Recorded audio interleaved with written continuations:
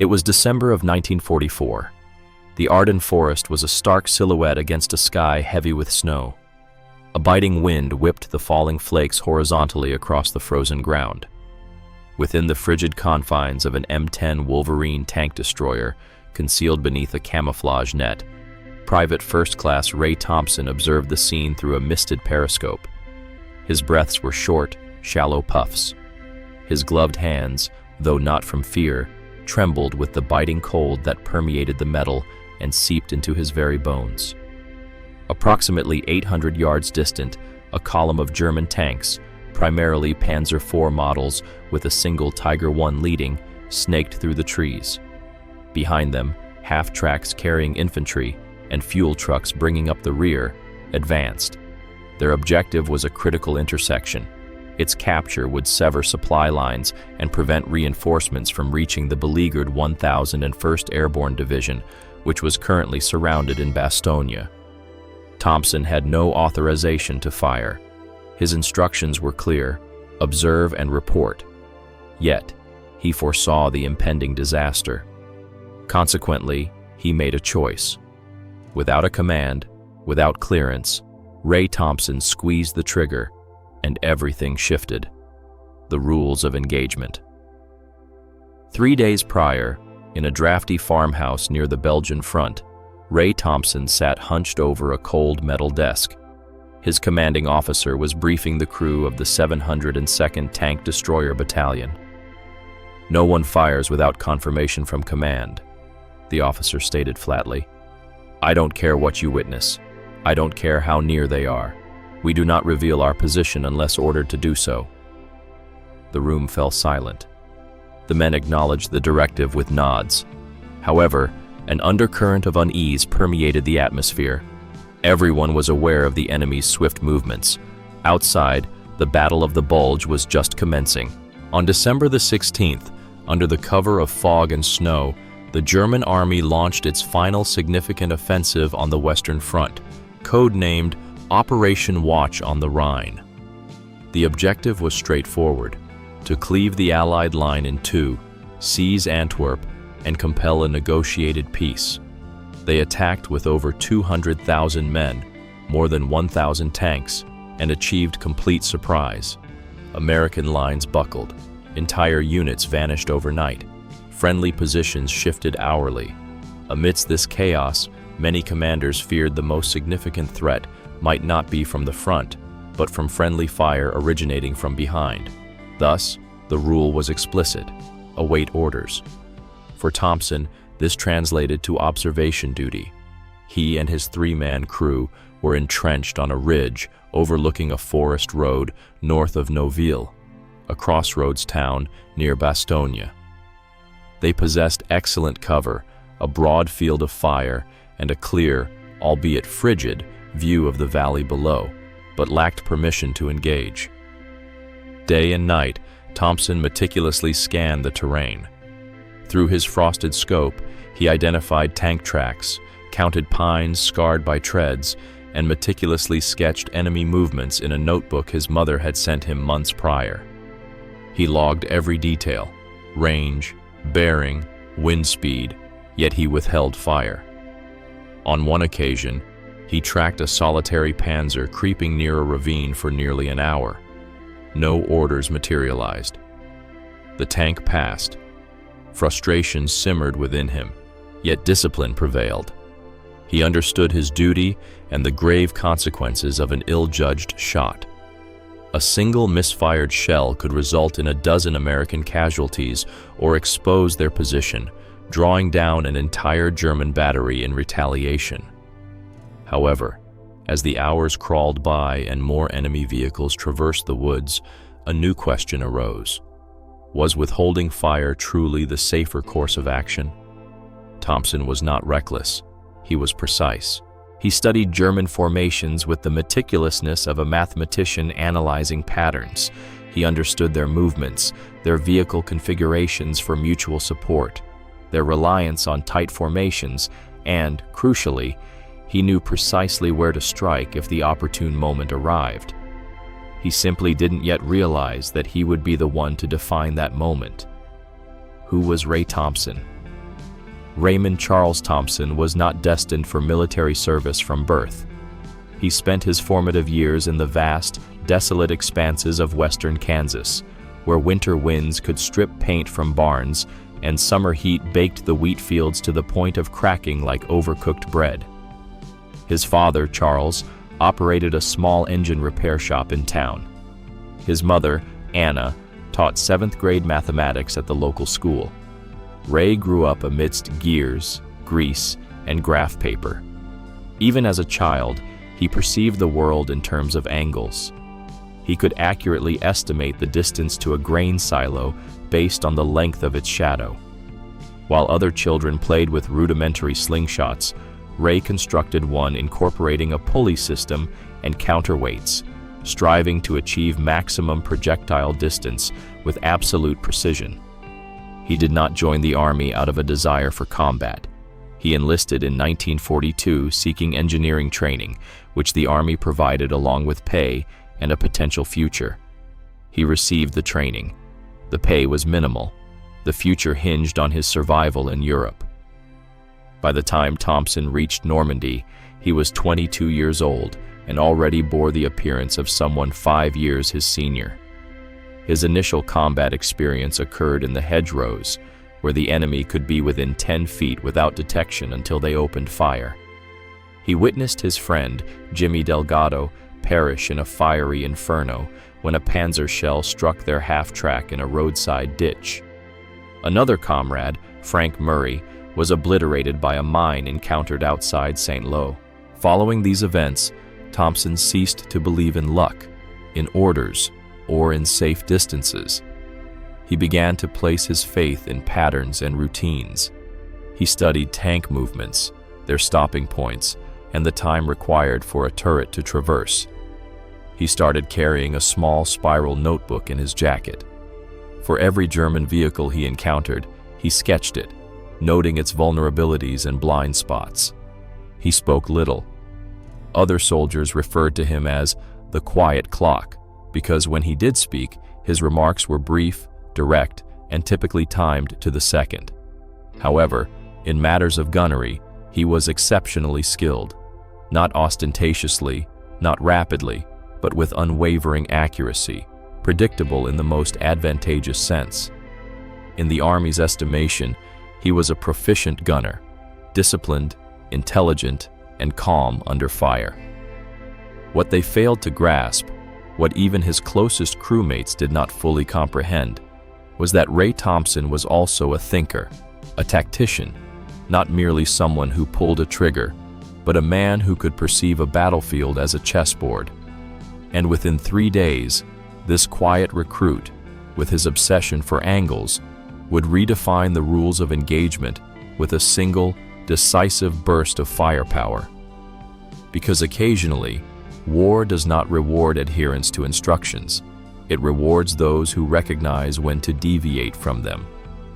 What he was up against.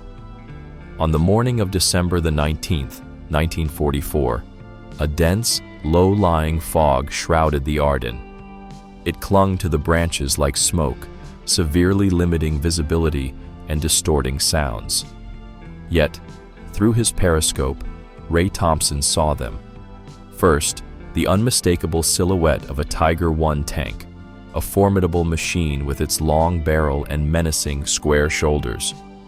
Then another, and another. The German column advanced along the forest road like a metallic serpent.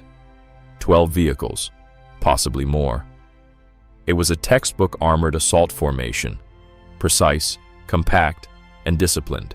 At its vanguard, the Tiger lumbered forward like a battering ram, capable of penetrating virtually any American defense. Following it were 3 Panzer IV tanks, each swift, effective, and deadly. Next came 2 half-tracks packed with infantry. Behind them lumbered support vehicles carrying ammunition and fuel, field kitchens, and at the very tail of the column, a self-propelled anti-aircraft gun, indicating their expectation of contact and preparedness for any eventuality, except for one unauthorized American gunner commanding a Wolverine. The road they traversed was narrow, scarcely wider than the column itself, flanked by steep forest inclines and hemmed in by dense trees. There was no room for maneuver, no space to disperse. To Thompson, it was not merely a road, it was an ambush point. But here lay the crucial dilemma. Ray had no orders. No one else could perceive the situation as he did. Radio communication with his battalion's forward headquarters was intermittent, garbled, or non-existent. The only recourse to reach command involved repositioning, thereby risking exposure. By protocol, he was obligated to observe the enemy, report their direction of travel, and await air support or artillery intervention. However, Thompson was not observing a column in transit. He was witnessing a blade aimed directly at the heart of the American line. That particular road, the one they were cautiously progressing down, led directly to the Nouville crossroads. If they secured Nouville, they would outflank the defenders in Bastogne from the north. The 101st Airborne Division, already encircled, would lose its last vital lifeline for supplies. The consequence would be catastrophic. Tens of thousands of American soldiers cut off in the unforgiving cold. Despite this impending doom, the tanks continued their advance, confident and secure in the belief that American forces were disorganized, demoralized, and stretched too thin to mount an effective response. They were partially correct. Ray Thompson was indeed scared. He was cold. He was isolated. But he was not disorganized. He was calculating. He understood that a premature engagement would cause them to scatter. A shot at the wrong target might allow others to escape or unleash a devastating counterattack. However, if he fired with precision, targeting specific vehicles in a precise sequence, he could achieve what most officers would deem impossible: systematically dismantle an entire armored column. And he would have to accomplish this without any directive from command, without backup, and without authorization. He moistened his lips, reached for the elevation dial, took one final look at the enemy formation, and awaited the precise moment for which no manual had prepared him. The unauthorized engagement commences. Ray Thompson had never fired without explicit orders. Not once, not during training, not in France, and not even when his instincts urged him to pull the trigger days earlier as a lone Panzer crossed his field of view. But now, facing a perfectly exposed German armored column advancing with clockwork precision, he realized a fundamental truth. To delay further was not caution. It was a death sentence. And so, with no radio contact, no affirmative signal, and no one to support him, Ray adjusted the aim, held his breath, and fired. But his target was not the lead tank. He aimed for the third vehicle. The armor-piercing round left the M10 Wolverine's barrel with a deafening roar that shattered the silence, kicking up a wave of snow. It struck the 3rd Panzer IV directly on its flank. The explosion sent a concussive wave through the trees. A column of fire and black smoke billowed into the fog. Metal shrieked. The entire column halted. But Thompson was not finished. As his loader positioned the next round, Thompson subtly shifted his position 5 yards to the left, just enough to disrupt the aim of any German gunners attempting to pinpoint his location by muzzle flash. Then he fired again, this time targeting the 6th vehicle. The blast ripped through the half-track carrying infantry. Its fuel tank ignited instantaneously. Bodies were flung into the trees. The fire spread to the dry underbrush, casting flickering orange and black light across the forest floor. The Germans were no longer merely halted. They were in a state of panic. The Tiger at the front attempted to reverse, but the column was packed too tightly. The Tiger's crew shouted and gestured frantically, trying to clear a path. But behind them, the rest of the formation was now bottlenecked, blinded, burning, and trapped. Thompson reloaded once more. His crew, now fully alert and comprehending the situation, did not question him. They followed his lead. He fired upon the 8th vehicle, a fuel truck. The result was immediate and catastrophic. The explosion rocked the hillside, sending flames skyward like a volcanic eruption. The force of the blast knocked two nearby infantrymen to the ground. The fireball silhouetted the tank shapes like spectral figures. From a distance, it sounded like a full artillery barrage. In reality, it was the action of one man, one gun, and an unshakable conviction. The order of his shots was deliberate. Thompson had spent months studying German tactical doctrine. He understood their reliance on tightly packed formations and the logic behind their vehicle placement: fuel and support in the rear, armored vehicles in front, and infantry in the middle. By eliminating the third vehicle, he created a physical obstruction. By hitting the sixth, he disrupted the central axis. The destruction of the eighth vehicle, a fuel truck, crippled their retreat and ignited pandemonium. It was a chain reaction firing sequence, a surgical disruption of the German tactical structure. Each shot acted as a scalpel, not a sledgehammer. The Germans, now disoriented and cut off, began firing indiscriminately into the trees. Their machine gunners riddled snowbanks and empty trunks. Infantrymen sought cover behind burning wrecks, uncertain of the fire's origin. To them, it felt like an expertly orchestrated ambush by an entire battery of American tank destroyers. But there was no ambush. There was no battery.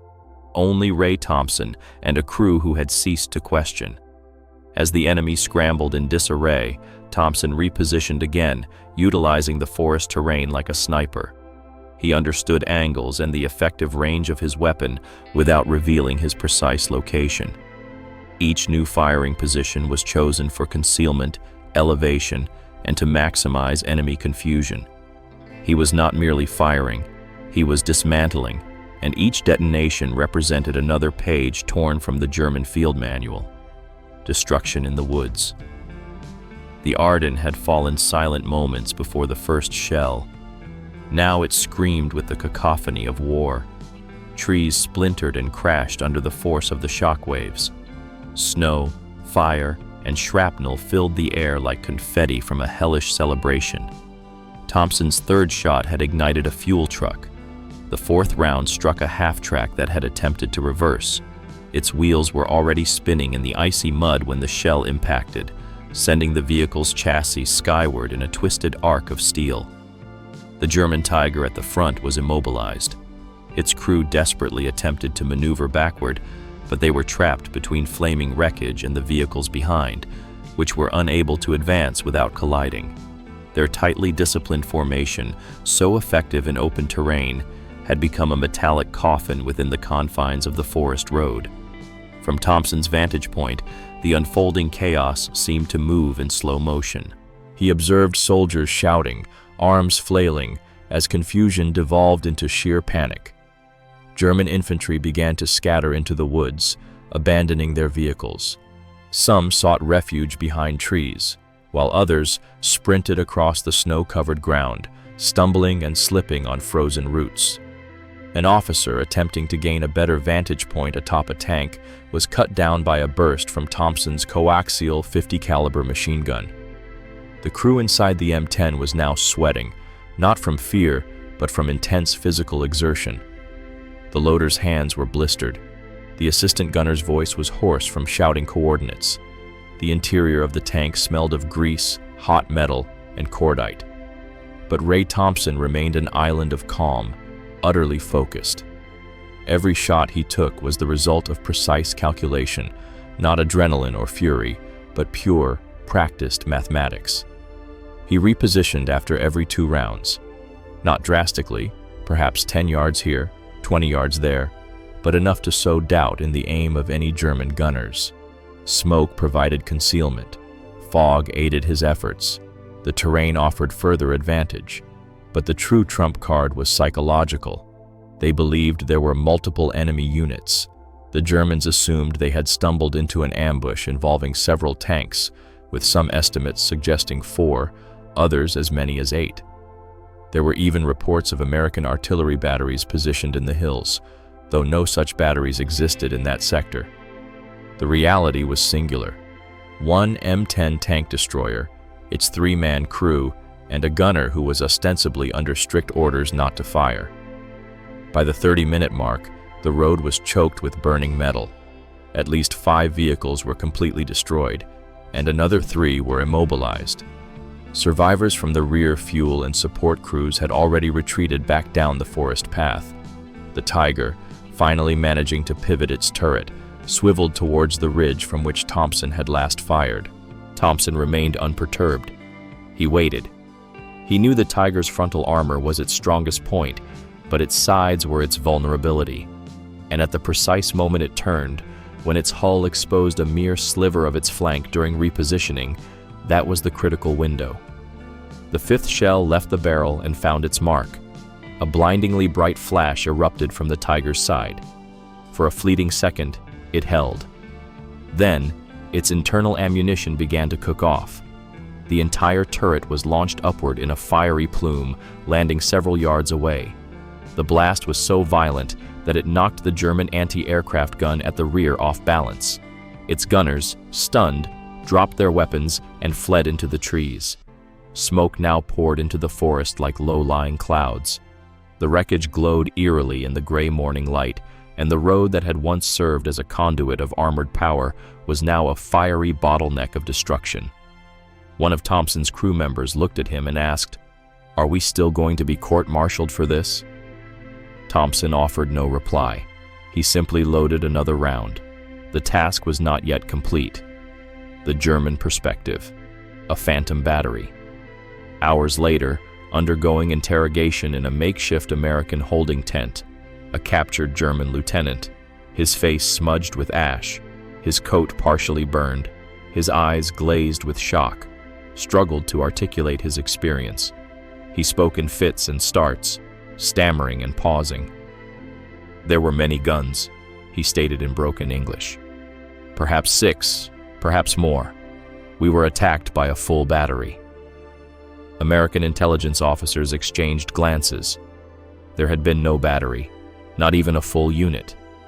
There was only one M10 Wolverine and a gunner who, officially, had never received permission to fire. Other German prisoners offered different accounts. Some reported an ambush orchestrated by paratroopers armed with anti-tank weaponry. Others claimed the Americans had deployed mines and booby traps, mistaking them for evidence of sabotage rather than direct gunnery. One young man, barely 20 years of age, swore he saw muzzle flashes emanating from 3 distinct directions. However, the pattern of flashes originated from a single source: Thompson, who had deliberately moved after each shot. In their bewilderment, the Germans began to invent adversaries that did not exist. Fear filled the informational void.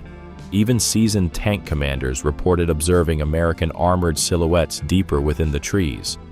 Amidst the chaos of burning wreckage, smoke, and disintegrating command structures, they conjured images of what they could not identify. It was not cowardice, but a psychological response. They simply could not fathom that a single individual could have accomplished such a feat. To them, it was inconceivable that a solitary tank destroyer could have engaged with such impeccable timing, such pinpoint accuracy, and such devastating effectiveness. And in a sense, they were correct. This was not a display of brute force, it was a surgical disruption. Thompson's decision to target specific vehicles, the 3rd, 6th, and 8th in line, followed a logical sequence for which no German unit had been prepared. German doctrine predicated that American forces were slow to react, overly dependent on directives from superiors. The prevailing assumption was that Americans were effective only in large numbers, lacking in improvisation. However, Thompson had defied that expectation. He had thought like a German commander and then struck like a phantom. One prisoner described the experience as if the very trees had opened fire. Another claimed to have heard a whistling sound, possibly a delayed recollection of the shells or simply the wind in the trees, amplified by fear. When American forces later advanced to clear the road, the scene they encountered astonished even the most hardened veterans. The wreckage resembled the aftermath of a coordinated aerial assault. Vehicles were piled like dominoes, Their burnt-out frames fused together by intense heat. Frozen corpses lay sprawled across the snow, some still clutching their rifles. Trees were splintered like toothpicks, their tracks bent sideways and dug deep into the earth. But most striking, and what made the scene so peculiar, was the conspicuous absence of American casualties. There were none, because there had been only one gunner involved. From that day forward, survivors of that German column would refer to the incident with a single phrase: Die Geisterbatterie, the Ghost Battery, disobedience or brilliance. For 48 hours, Ray Thompson anticipated arrest. After the firing ceased, once the smoke had dissipated and the surviving Germans had either fled or perished, he remained motionless inside the M10. His loader offered him a sip from a canteen. He did not respond. The adrenaline had subsided, replaced by a gnawing dread. They had defied direct orders. They had fired without authorization, and regardless of the burning tanks, military regulations were absolute. Back at the battalion headquarters, Thompson submitted his report. His superior officer, a captain hailing from Pittsburgh named Langston, perused the document without uttering a syllable. He leafed through the pages, observing Thompson's intricate sketches, the calculated range estimations, and the meticulously drawn diagram of the firing sequence, his expression a palpable blend of indignation and astonishment. "You realize," Langston eventually articulated, his voice tinged with gravity, "that if this had gone awry, if even one of those projectiles had resulted in friendly fire." Thompson merely inclined his head. He offered no justifications.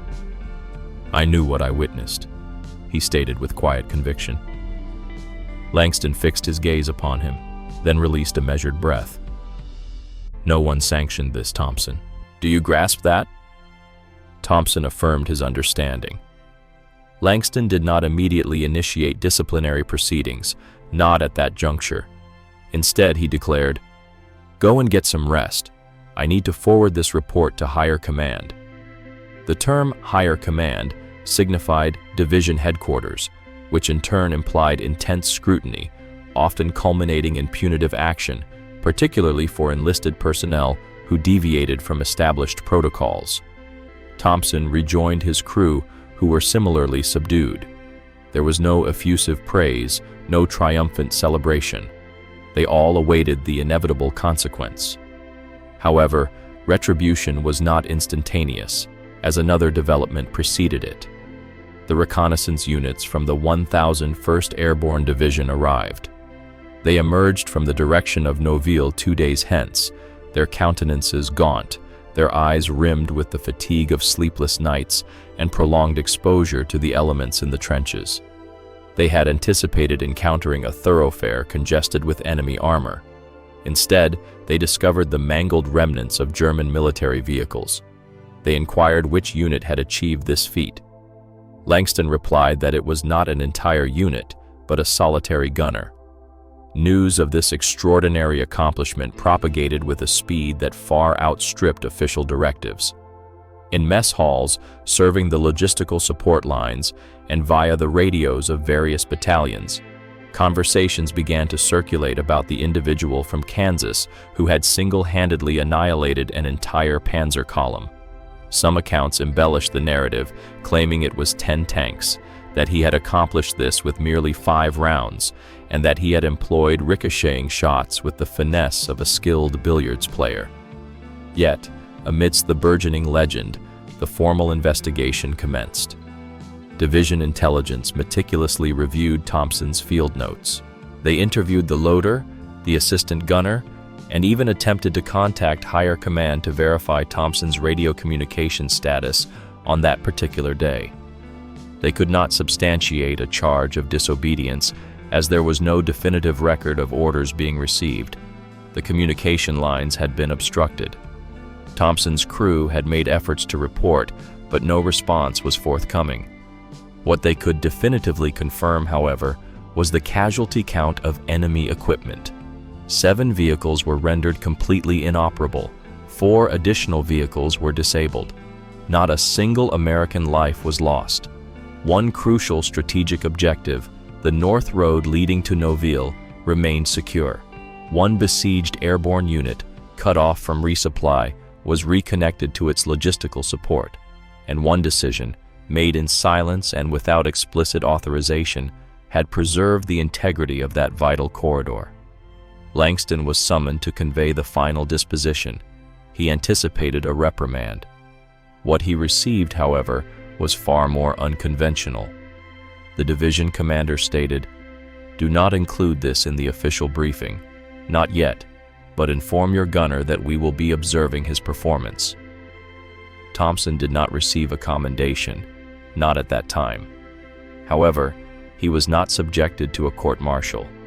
In fact, he was discreetly assigned the responsibility of instructing other gunners on the principles of firing pattern theory, focusing on how to neutralize convoys through strategic sequencing rather than overwhelming firepower. The term hero was never uttered. No salutes were rendered. Yet, he was requested to meticulously document his decision-making process, and his diagrams were subsequently dispatched to Fort Sill, Oklahoma, for the consideration of the United States Army Artillery School. It was at that point that the significance of their actions truly dawned upon him. They had not merely overlooked his transgression, they were actively studying it. Langston approached him one evening, several weeks later, as Thompson was meticulously cleaning the breech of a recoilless rifle. "You know," Langston remarked, "I was prepared to file a report against you for insubordination."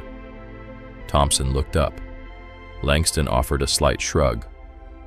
"But then I read that entry in your notebook, the one about controlled collapse. What exactly did you mean by that?" Thompson wiped his hands. "When you dislodge a single stone from a wall," he explained, "the rest will tumble if you know precisely where to pull." Langston offered a subtle smile. "Well, the next time you intend to bring down a wall, perhaps give me a bit of advance notice." Thompson did not reciprocate the smile. He simply nodded, for to him, it was not a moment of triumph, but rather a practical resolution, a calculated necessity. And deep down, he acknowledged that the outcome could have been drastically different. He had come to terms with that possibility. However, the realities of warfare dictate that disobedience is not always met with punishment. Sometimes, it serves as a catalyst for learning. This particular sequence of events ultimately influenced military doctrine. Ray Thompson never sought recognition. He did not maintain personal journals. He did not pose for portraits. Following the cessation of hostilities, he returned to his home in Kansas, married Helen, a young woman from a neighboring town, and established a modest repair shop in the vicinity of Dodge City. He dedicated himself to fixing tractors, constructing grain storage facilities, and imparting his knowledge of geometry to his son by tracing angles in the dirt with a stick. He never referred to himself as a hero, yet others did. For years after the Battle of the Bulge, the Army began discreetly incorporating a concept they termed asymmetrical engagement sequencing. This was an elaborate designation for a remarkably straightforward principle: do not target the forefront. Instead, aim for the point of structural failure. The case study they employed involved a singular engagement that transpired outside Noville, Belgium. They presented faded aerial reconnaissance maps depicting a wooded roadway, the patterns of destruction, the precise placement of enemy vehicles, and the trajectories of the projectiles. No names were disclosed.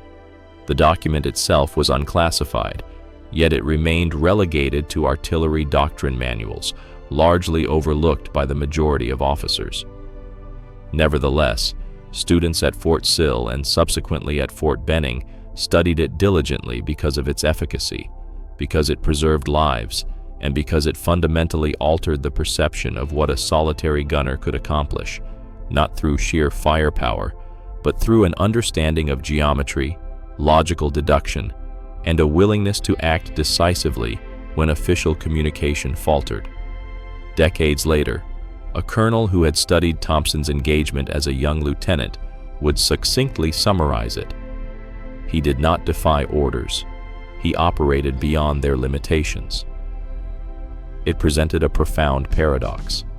An individual who disregarded the established chain of command became the very archetype for adaptable battlefield strategy. His informal firing pattern methodology was subsequently integrated into Cold War doctrine, notably in the training of tank destroyer crews tasked with neutralizing Soviet armored formations in Eastern Europe. The underlying concept involved creating artificial choke points through selective targeting, thereby exploiting the enemy's inherent formation discipline against them. This approach was groundbreaking, and it originated from a young man from a Kansas farm who had no formal higher education. Many years later, a military historian, while sifting through a cardboard box containing World War II after-action reports, discovered the original field dispatch filed by Captain Langston.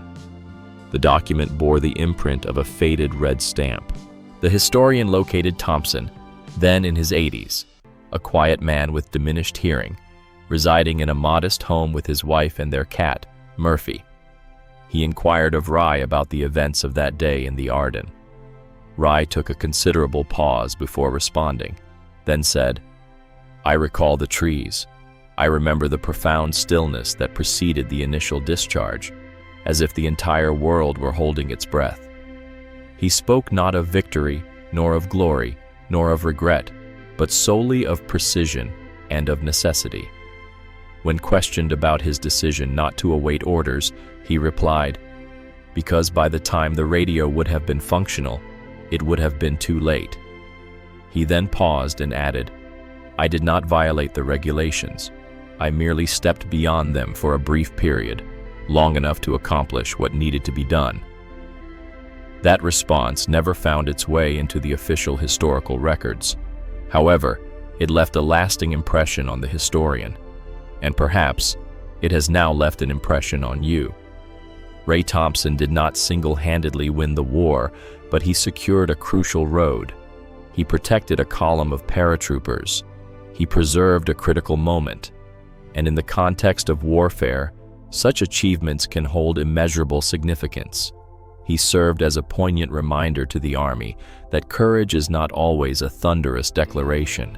Sometimes it is a subtle whisper, a calculated assessment, and at other times it is the decisive pull of the trigger, not born of defiance, but of a profound sense of duty. One gunner, one decisive action, one strategic pattern, and an entire enemy formation was brought to its knees.